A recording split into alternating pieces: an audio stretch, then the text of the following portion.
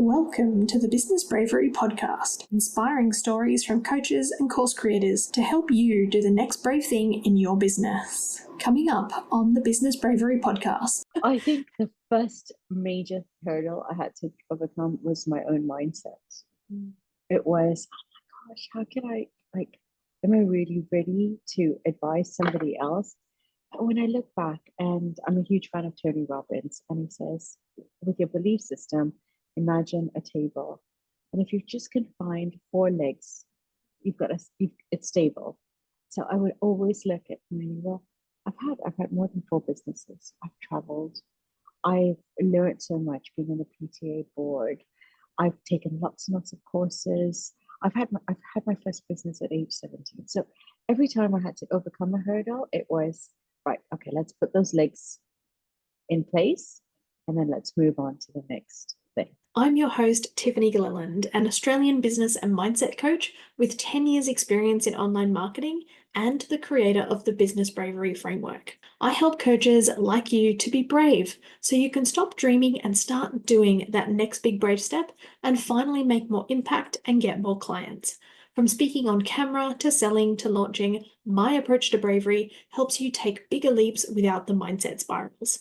It's the secret ingredient to bigger results. In today's episode, I had the pleasure of chatting with Mangla, a business coach, marketing strategist, and founder of Expat Business in a Bag, and I'll tell you a little more about that in a moment. First, imagine starting from scratch in every city you move to. That's a reality for many expats.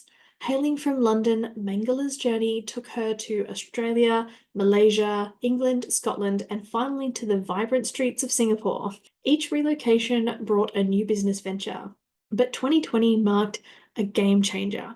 She and a friend tapped into a profitable market, offering printing services for international schools and PTAs. Their story was a COVID startup success, which caught the eyes of giants like Facebook Singapore and embassies. But a realization dawned on Mangla. Another move meant starting over, yet again, and this time leaving a lucrative recurring income stream. Not one to be deterred, she then started Expat Business in a Bag, a beacon for expats seeking to build resilient, portable enterprises. Mangla's mantra? Spot the untapped niches, add multiple streams of income, and always have a slice of passive revenue so you're earning while out at brunch, playing tennis, or on a flight. With that said, this is an amazing episode, and I can't wait to share with you Mangla's stories of business bravery, past, present, and future. Now, who's ready for some business bravery inspiration? Let's dive in. I am so excited to record this episode with the amazing Mangla. She is a business coach and marketing strategist. I wrote it down.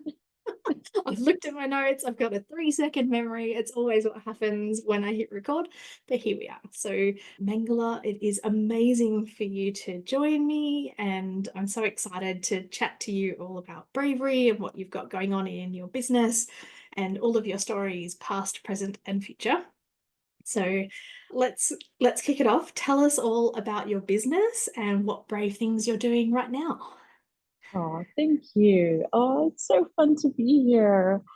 Oh gosh, brave things am I doing right now? Do you know when I meet people, the first thing they say to me, because I live in Singapore and I'm originally from London, is I could never do that. I could how do you just pack up your whole life and move across the world, leaving friends, family, and everything that you know? And to me, it doesn't seem like a brave thing, but to everybody else it is, because I've just done it so often. But if you ask me, the bravest thing I've done, I feel, is social media. That to me, like showing up. I was never on social media. I felt like the last person in my whole friend group to be on Instagram. I mean, you won't even find a photo of me on Facebook. And another snippet, I'm not even friends with my husband on Facebook because he knows he's got too many people. That's funny. When did you join Instagram? When did that happen? 2 years ago. Yeah.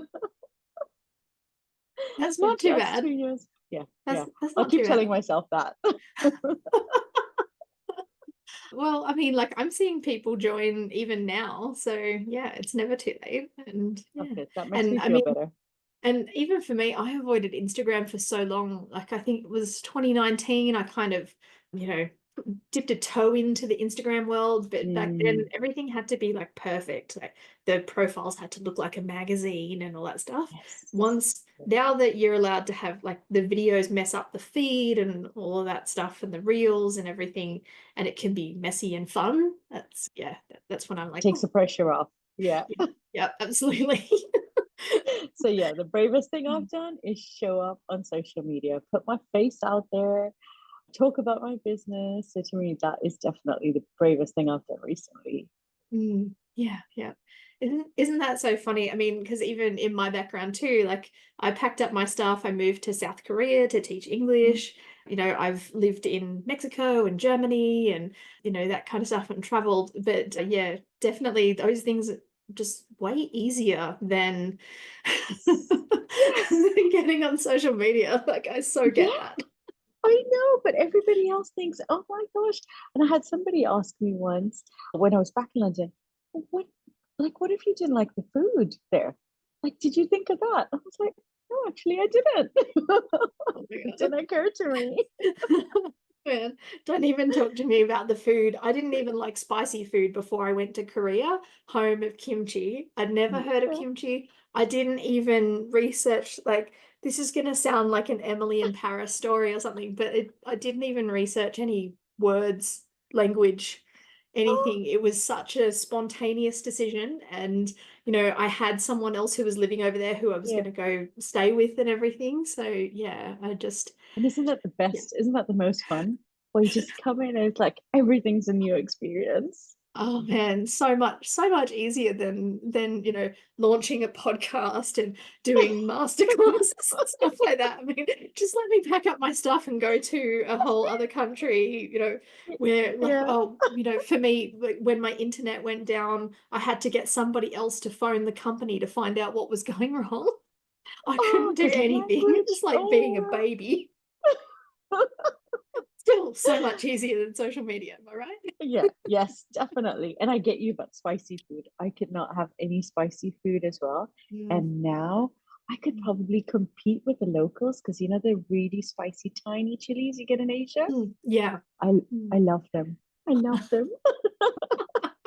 Nice. I love it. I definitely grew to like it by the end, so Yeah, for sure. Yeah.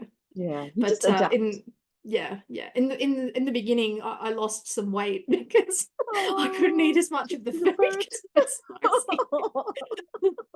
But don't worry, we rectified that. Yeah. So Mangla, tell us about your business, Expat Business in a Bag, right? Yes. So that business actually started because of a need I had. Mm. So I will just sort of rewind a little bit and go back. So I was on the PTA board at my children's school here in Singapore. And my BFF here and I, we were tasked with getting T-shirts for drama productions and fundraising and, you know, all sorts of things. And so every time we had to deal with like, you know, companies, we were always so disappointed with the customer service. We were disappointed with quality and just logistics. It was just a nightmare most of the time. And one day we were just sitting while waiting for the t-shirts to be printed by another company. We just looked at each other and said, we could do this. We know what we want. We know what the school needs. Let's try it out.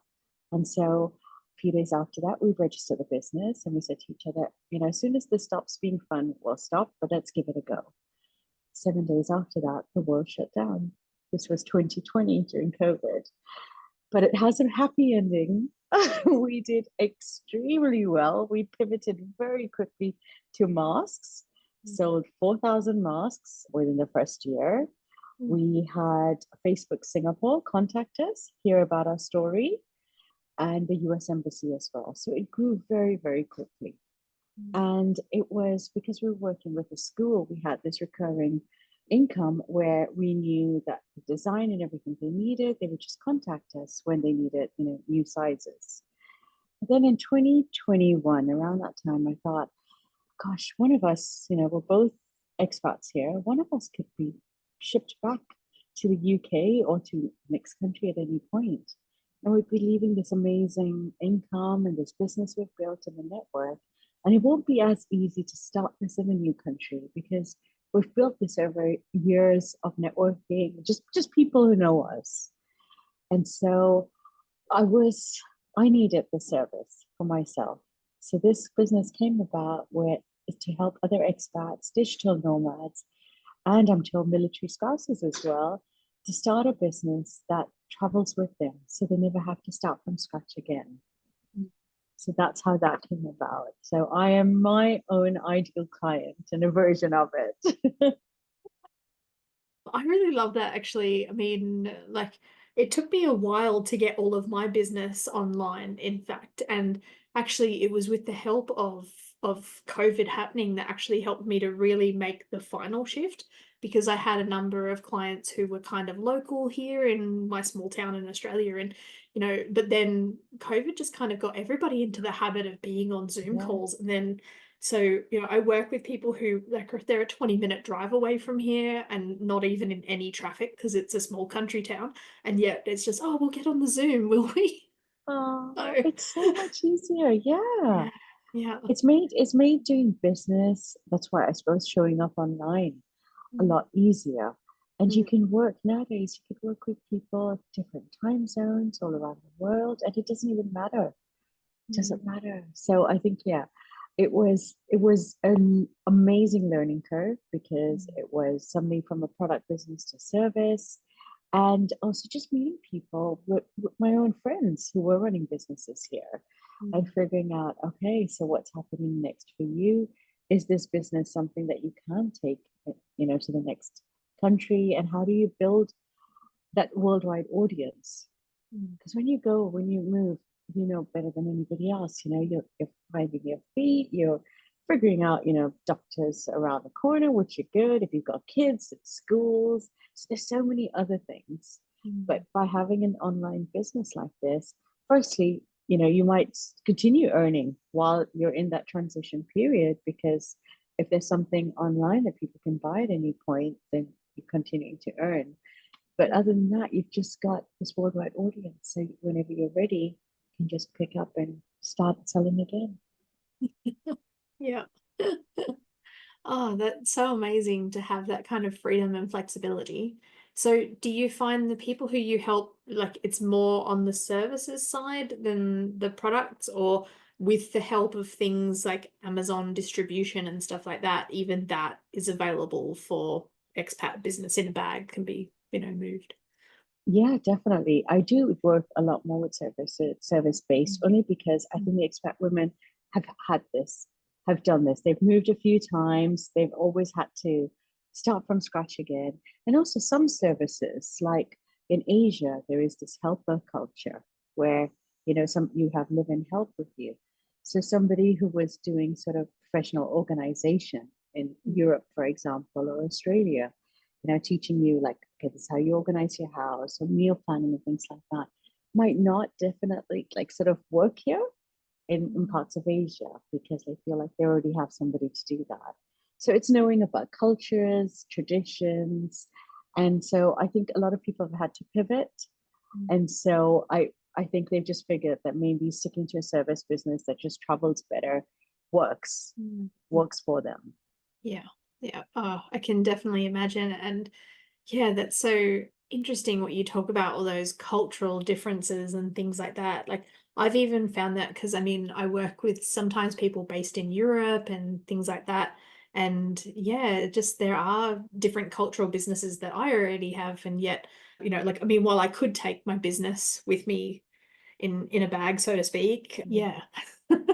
It's already those things are kind of on my mind a little bit. Yeah. Yeah. Possibly not to that same extent, but yeah, I can definitely imagine. Does that make sense? Or maybe it should be more to more of an extent, things for me to think about. Yeah, yeah, because Yeah. I just think there's so much you can learn when we've been fortunate enough to travel. There's so many things. And I think in your travels, you can learn that, oh, this worked really well in this country. There might be something that I could bring over to a new country because that's lacking there. Yeah. Travel just opens up so many things for us.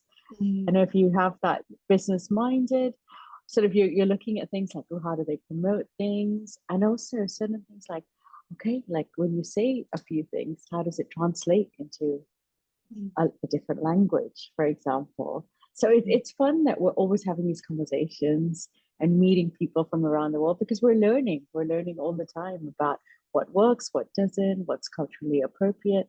And we want to learn that. mm. I think that's the most important thing. When you open yourself thinking, teach me if I'm doing something or if I'm saying something, or there's a better way of saying something, please help me to learn and understand it. Mm. Yeah, yeah.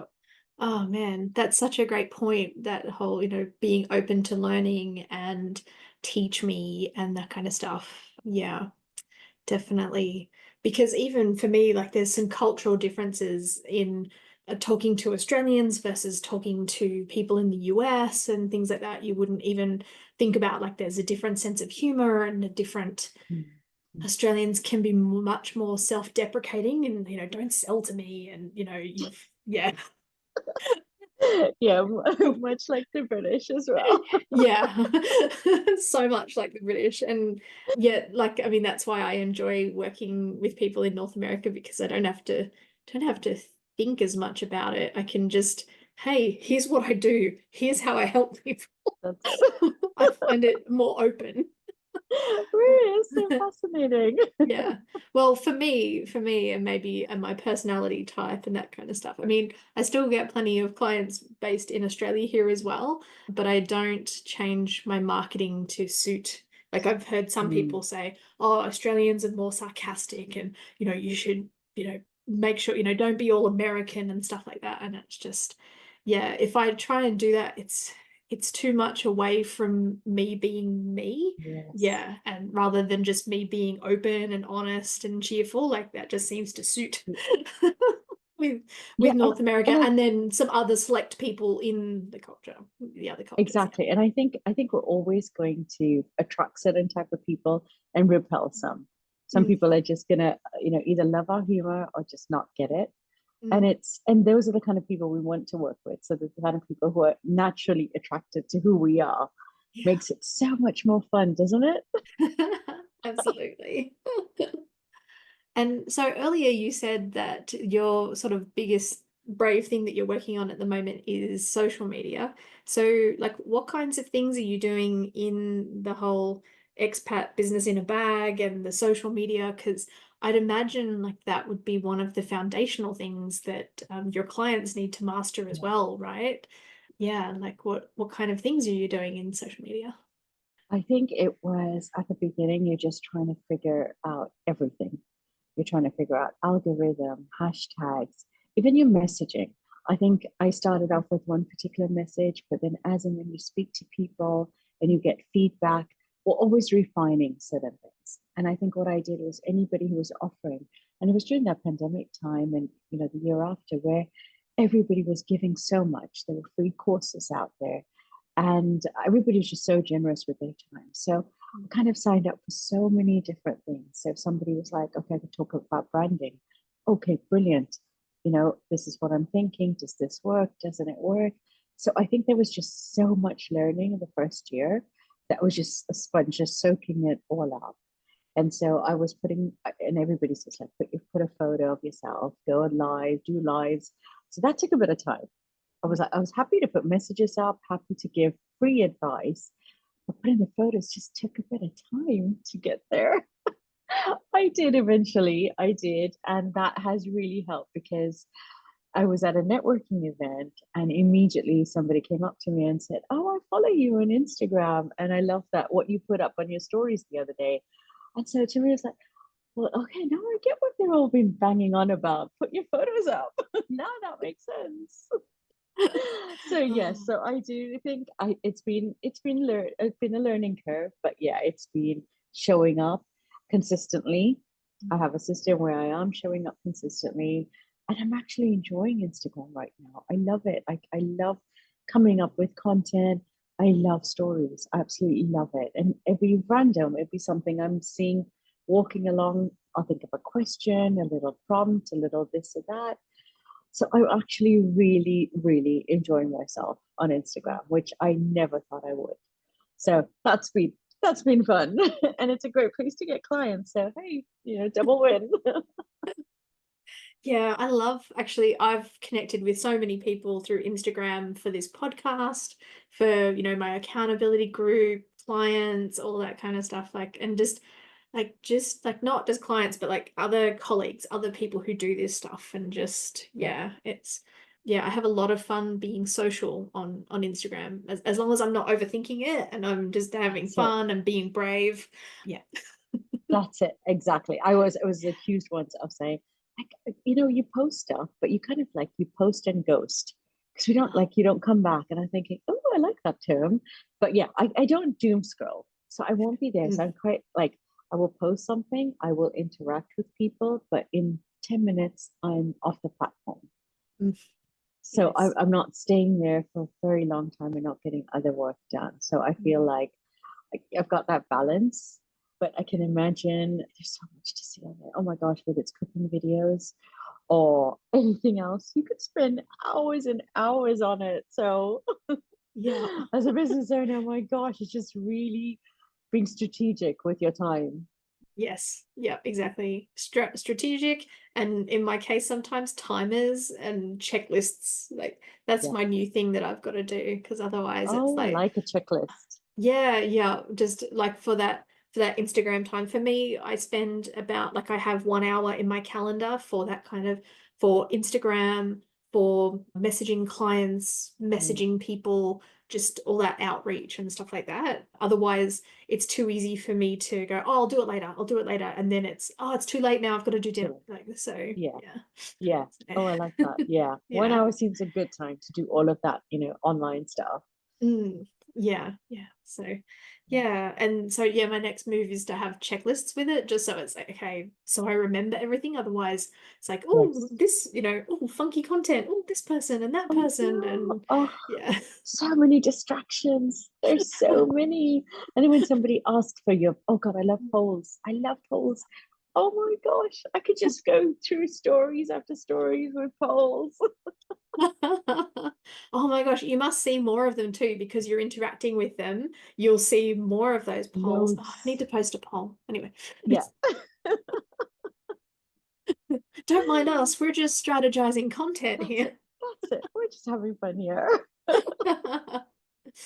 Okay, so I'd love to hear about how you started Expat Business in a Bag. Like, I know you've told us a little bit about it already, but I'd love to hear about like, what were the brave steps you had to take, or like moving from the product based into this business, and were there other questions of other types of businesses, or was it very clear of, oh, I want something that can travel, I'll help other people build something that can travel, or were there other experiments along the way?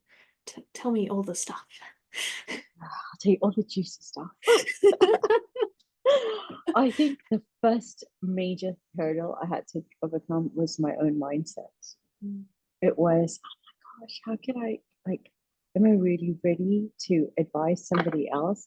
But when I look back, and I'm a huge fan of Tony Robbins, and he says, with your belief system, imagine a table. And if you just can find four legs, it's stable. So I would always look at, well, I've had more than four businesses. I've traveled. I've learned so much being on the PTA board. I've taken lots and lots of courses. I've had my first business at age 17. So every time I had to overcome a hurdle, it was right, okay, let's put those legs in place and then let's move on to the next thing. So I think my mindset overcoming that was probably something and each time you level up, I feel there's new things to overcome. Then it's pricing and then it's money mindset. So yeah, it's this whole journey. And if anytime I felt like, okay, I'm a bit stuck on this, it wouldn't be right, I need to do a whole new course on it. I just need to find out one answer. At first, you're just trying to take course after course because you think, I need to soak up all of this knowledge. But then it came to a point where the things that I was hearing again and again, I knew it. It wasn't something new. And that's when you think, oh, okay, so that's leveling up. So now it would be pick the exact thing I need. So where am I at?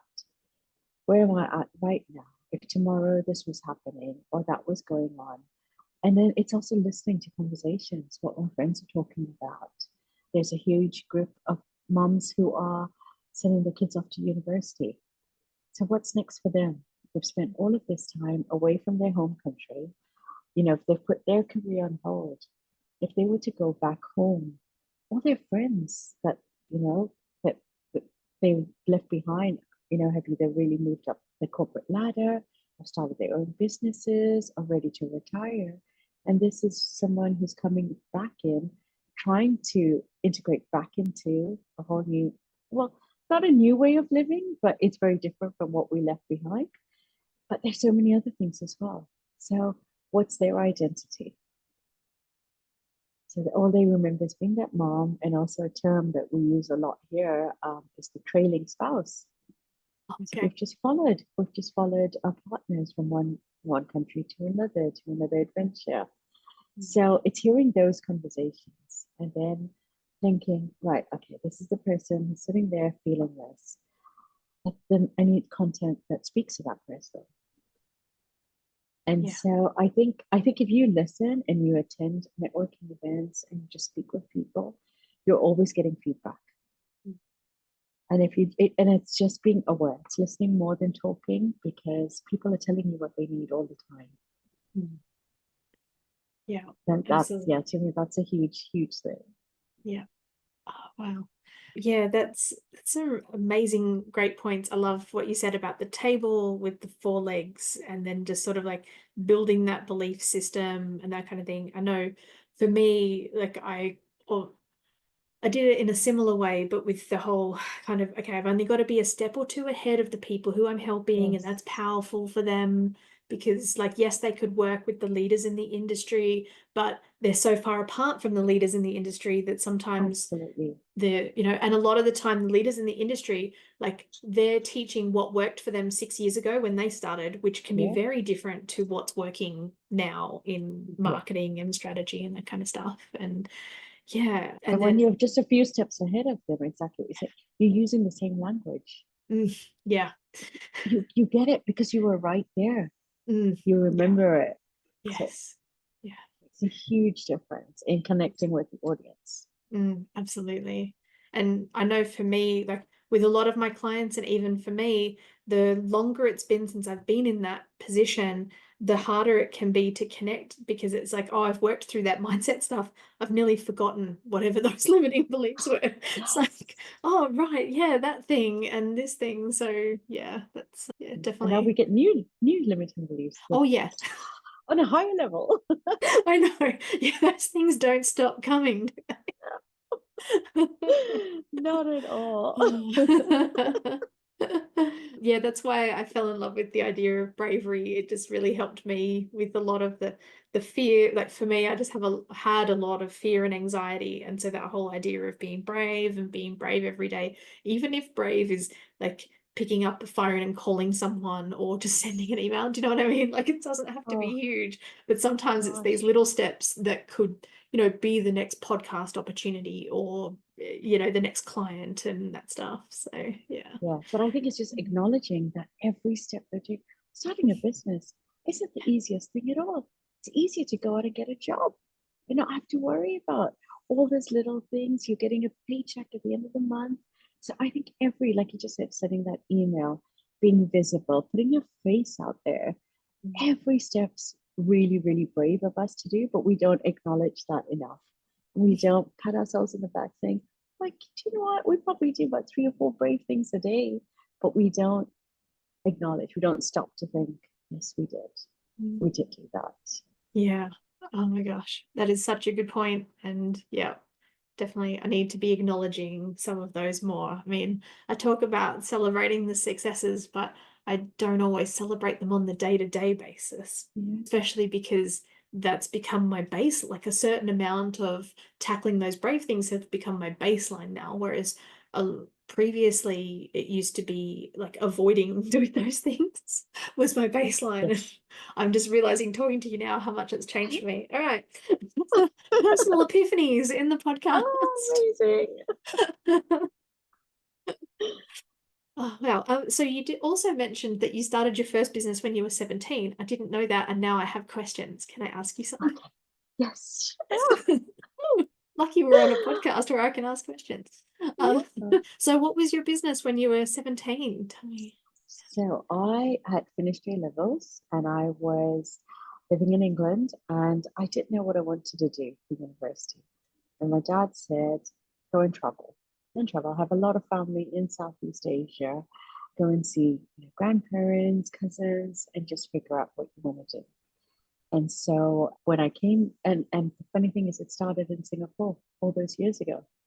I came here, so it's like a full circle moment. So I landed here, and from England, I had bought these little trinkets, like these little things you keep on your table for rings and earrings and things like that. But they were all Italian made, and I just bought them as little gifts for friends and family here, and everybody loved it. And I had one person say, "My sister's getting married, or my cousin's getting married, and these would make amazing gifts.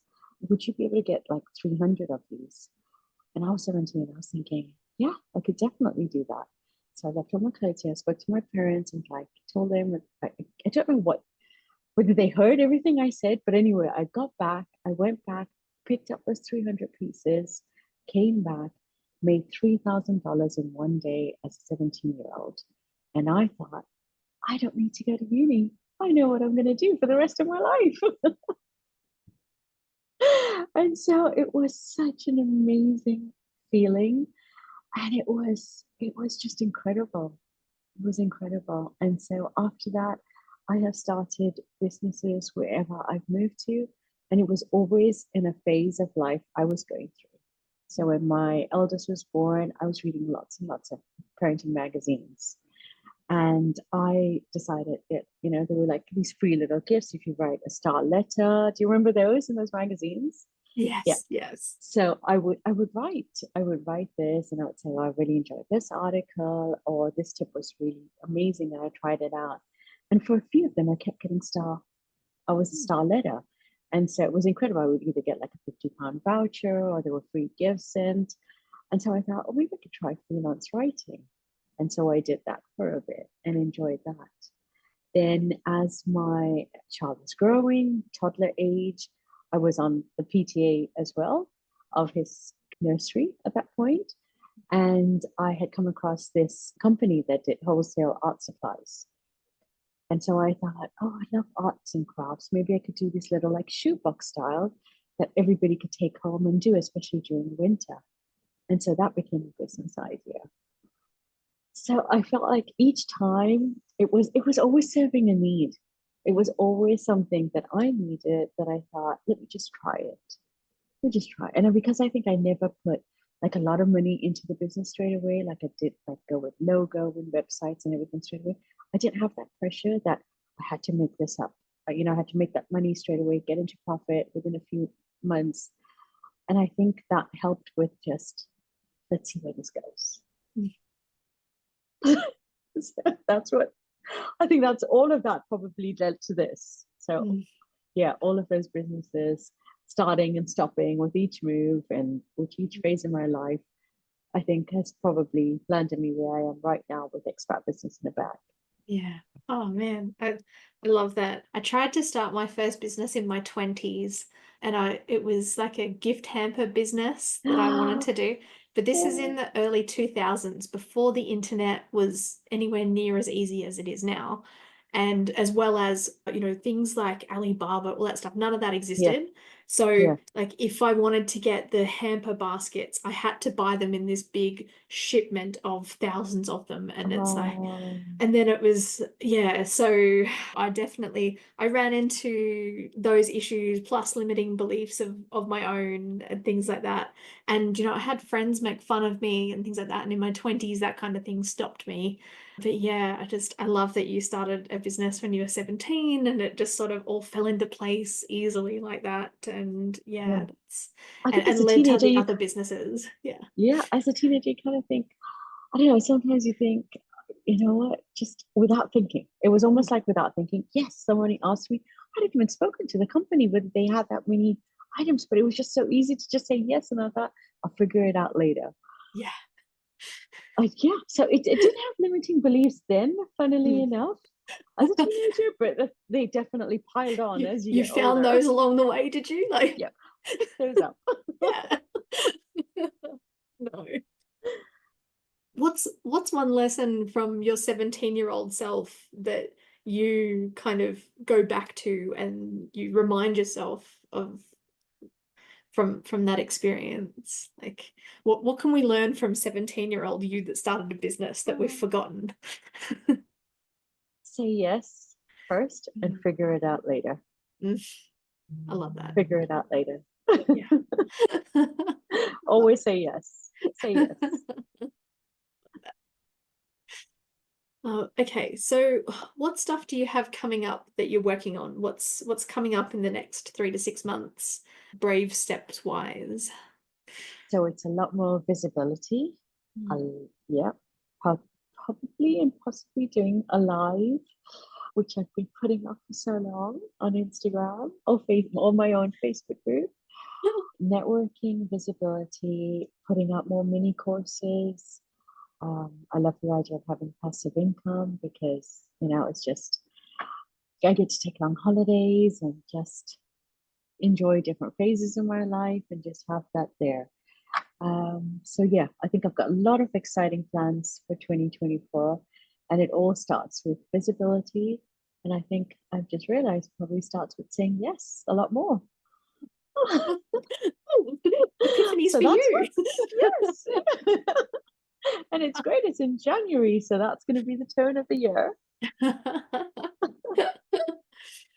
Yeah, it's interesting. What is it about live that holds you back from live, if you don't mind me asking? Yeah. Mm. I really don't know. I think it's just I can't edit. Can't Mm. edit it. I Yeah. can't. Yeah, there's definitely that block there. Mm. That block there. Like having this one-on-one conversation, you know, I was nervous at the beginning, but it's just so comfortable. But yeah, I don't know. There's definitely a block that Mm. I need to overcome. So that's the next step. Next Yeah. level up. Next level up. Yeah. Just know that you're not alone in that. I have many of my clients who want to tackle the the live or the live teaching and live training and some of that, oh, what if I forget my words and all that kind of stuff. Yes. So Yeah. yeah, yeah. Yeah. What if I Which fumble or it doesn't make sense? yeah, Or what if I forget a question? Yeah, I think it's yeah, all of those things that just keep coming up. yeah, yeah.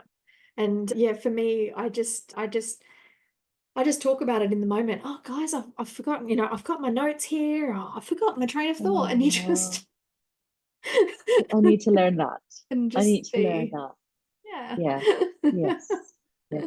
Yeah. Oh, And that's a great lesson. I need to just, mm, if I have yeah, to just say it and just say, look, give me a second. Let me just look. yeah, Oh, yeah, oh, that helps. That yeah, really helps. Thank you. yeah. And you know what? Like if you forget something, you just say, "Hey guys, I'm a bit nervous here. I've gone completely blank. You know what? I will get back to you and I will do a post on that when I've had a Oh, moment." You know what I mean? Like there's just you just be a person. Like yes. Like, I Yes. mean, sorry, that sounds so flippant. Just, But I had all of those nerves and anxiety about doing that stuff, but now it's just, yeah, like be a person. Like, if you're in a conversation with someone and you lost your train of thought, you'd just say something about it, wouldn't you? So it's yeah. just be your amazing self in that moment. Yeah. Yeah. Oh, I love that. And I suppose it gets easier when you keep Mm, doing it, I'm sure. And then, yeah. but that's great advice. I will take Yeah. that and I will Yeah. write it and let you know once I've done the first live. Ooh, awesome. You can even let me know beforehand. Hopefully I can cheer you on and be there for it if Oh, you you want see, some support. if I Yeah. let you know beforehand, I can't chicken out then. Yeah, I know. That's the other thing too. I actually like tell my audience I'm going live at this time. Otherwise, it's still Oh, too easy to be like, oh, oh, I'm a bit busy now. I'll just put it off. I'll just put it off. ooh, that's really brave. Okay. Oh, Yeah. you need to give yourself more credit for that. That is a massively brave thing to do, telling them in advance. They're expecting it. Yeah. Then you have to at least go live for 2 minutes because you said you were going to go live on Yes. something. Oh, okay. That's the next brave thing I'm going to work towards. Oh my God, that's so exciting. Okay, definitely tell me about that when that happens. So I'm definitely cheering you on. And Thank if you want you. any other help or tips or things like that, just message me. And same if anybody's listening and they're going through that stuff. Just believe it or not, my first live I was up all night the night before. I had to message everyone. I was up all night the night before. Then I did it at 6 a.m. my time so I could get it over with in the morning. And I got through it, but my early days of video were stuttering, stammering, forgetting my words, doing the Captain Kirk edit, which is like saying a few words and then taking a break because I'd forgotten and then saying the next few words. So it took me time to learn these skills to be able to do this now. So Oh, I love that you call it the Captain Kirk editing. yeah, I'm the never going to youngins forget won't get that it, now. but yeah, that was me. I So love yeah. that. Yeah. Okay. Okay. Right. So okay, I have one last question, and that is for anybody who is listening who wants to do something brave. Maybe it's their next live, maybe it's being more visible on social media, or even just starting that new business, or pivoting or something, but they're kind of they might be a bit stuck, they might be a bit, or just putting it off and avoiding it, and I'll do that later, I'll do that later. What advice would you have for that person from your experience? Find your tribe. I think women in business are the best tribe you'll ever find because they've been there, they've done it, and they're so supportive. The most supportive people you will ever meet. They will cheer you on, they will help you. They've been there. They've been there. Definitely find your tribe. Once you do that, honestly, that's how you level up. And it just makes this whole business journey, starting and doing new things, that much more fun. Mm. That would be my advice. Find your tribe of business women, and then you'll feel unstoppable. Oh man, actually, that's definitely been my experience since I started with the bravery stuff. Definitely felt like I've connected with my tribe more rather than just business that I used to talk about. It's just that bravery part. And just I attract people like you who travel, who live in other countries, who, dream of a business and all that stuff. So yeah, Because just, they've been there, they've done it, they yeah. know the journey. And just like you just said you wanted to cheer me on. It's just come so naturally to help anybody else because we know exactly what that feels like. Yeah, yeah, absolutely. Absolutely. Oh, such amazing wise words. Thank you so much for sharing all of your stories today. So, just we will, of course, have links to your stuff in the show notes. But for those people who are like me, who like, screw the show notes, I just want to go find it now. How how should people get in touch with you? So you could find me on Instagram on Expat Business in a Bag. And I've got a few freebies you can download, whether it's business ideas or marketing tips.